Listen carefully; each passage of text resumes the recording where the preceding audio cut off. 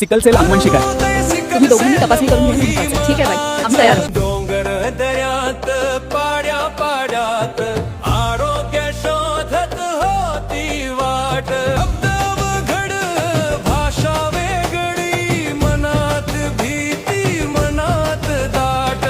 तेव्हाच आली नवी पहाट, मातृभाषेत आरोग्याची बात. जेव्हा आरोग्य जनतेच्या भाषेत बोलते, तेव्हा भीतीची भिंत आपोआप ढासळते. तपासणी उपचार सगळं कळत सोपं, आपल्या भाषेत ऐकलं की धैर्य मोठं. सिकल सेलशी लढा देऊ, आरोग्याची शपथ घेऊ.